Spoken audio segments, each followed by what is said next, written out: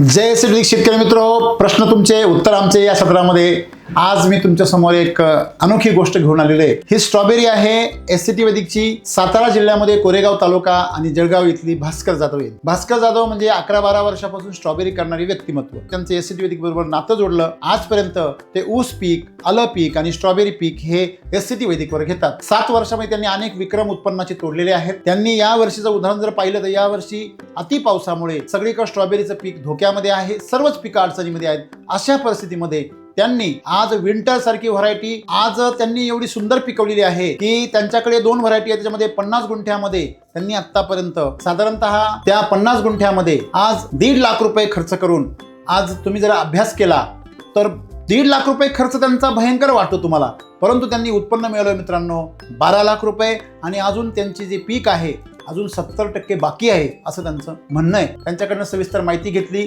त्यांचा आनंद हा गगनात मावत नव्हता। ते सांगत होते की सर यावर्षी ही व्हरायटी जगणं सुद्धा मुश्किल आहे, पण यावर्षी आमच्याकडे तिला डंक सुद्धा कुठे नाहीये, मी पैसे देतो तुम्ही मला डाग दाखवा, अशा प्रकारे ते बोलले। जे शेतकरी स्ट्रॉबेरी पिकवतात अशा सर्व भास्कर जाधव सरांना आपण संपर्क करावा। याविषयी सविस्तर व्हिडिओ तुम्हाला युट्यूबवर बघायला मिळेल। आपण जर एससीटी वैदिकमध्ये जास्तीत जास्त वैदिकचं पोषण दिलं तर कुठलाही पीक प्रतिकूल परिस्थितीमध्ये दुपटी तिपटीने आपल्याला उत्पन्न देऊ शकतं।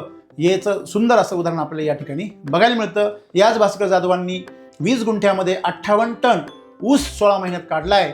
हे पण आपण या ठिकाणी लक्षात ठेवलं पाहिजे। धन्यवाद। जय एससीटी वैदिक।